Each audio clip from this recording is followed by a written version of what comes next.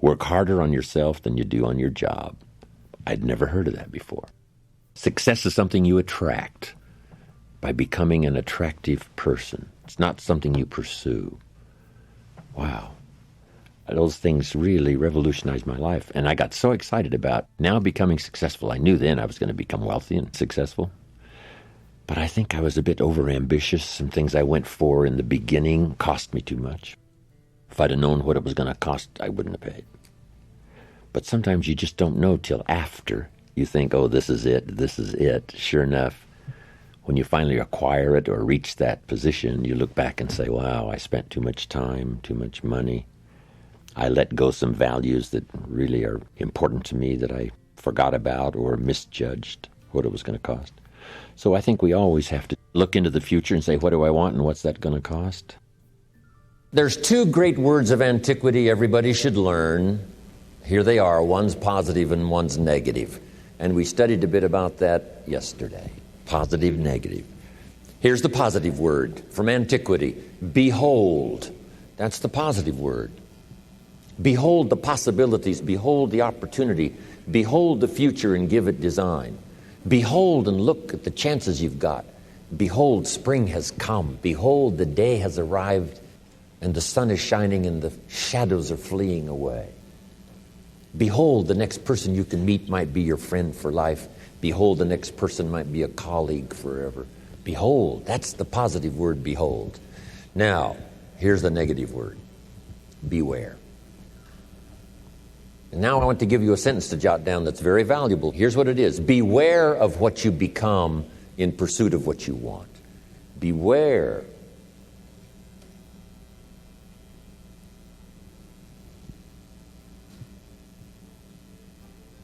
All of our lives, we have to deal with behold and beware.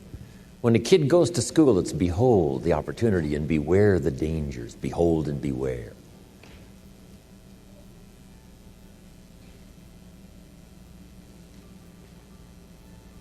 So beware of what you become, pursuing what you want. Some things I went for in the very beginning cost me too much. I got so obsessed with some things that I found out later the price was too big to pay. If I would have known better, I never would have paid. But sometimes we learn when? After. So don't become so obsessed with something that you lose your sense of reason or it costs you your friends. Don't be so obsessed with something that you compromise your virtues and your values. The story says Judas got the money. You say, well, that's a success story. No. It's true, 30 pieces of silver was a sizable sum of money, but it was not a success story. His name was Judas. Doesn't that ring a bell? It makes all the difference in the world. Judas got the money. Here's something interesting about the story of Judas. After he got the money, he was unhappy. Someone says, well, if you had a fortune in your hand, why would you be unhappy? And here's the key. He was not unhappy with the money. He was unhappy with himself. Here's a key phrase. The greatest source of unhappiness is self-unhappiness. It's not from outside the things that make us unhappy.